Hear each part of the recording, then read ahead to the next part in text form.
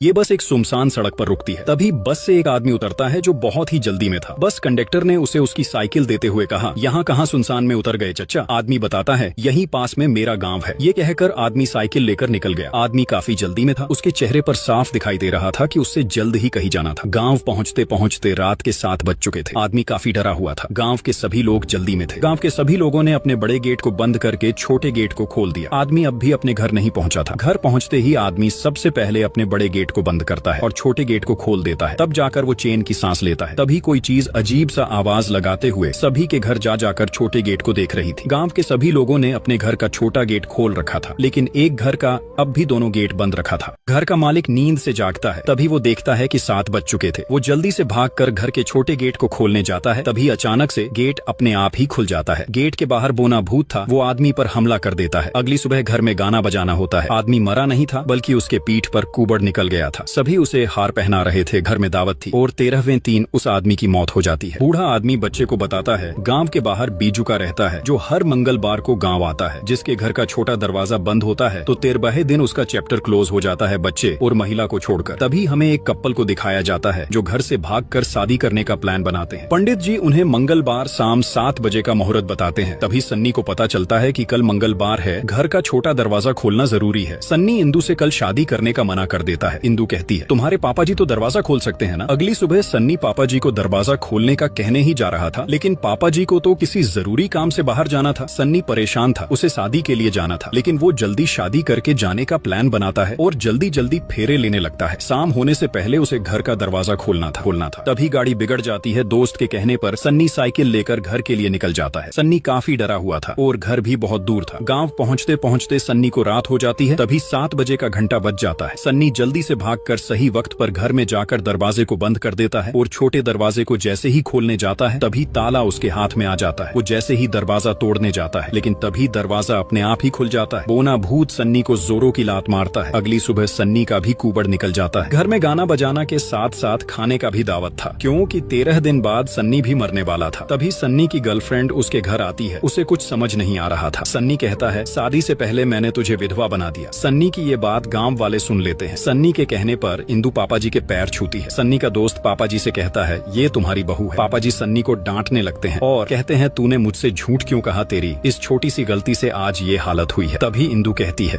तब फालतू का ड्रामा हो रहा है, ये कोई भूत बुत नहीं है, ये एक बीमारी है। इंदु सभी से कहती है, ये कोई भूत बुत नहीं है, ये एक बीमारी है। कल ही हम इलाज के लिए दिल्ली जा रहे हैं। हॉस्पिटल पहुंचकर डॉक्टर सन्नी का एक्सरे देखने के बाद इंदु से कहता है, ये एक छोटा सा मांस का गट्ठर है जो किसी हड्डी के साथ जुड़ा नहीं है। हम सर्जरी से इसे सही कर सकते हैं।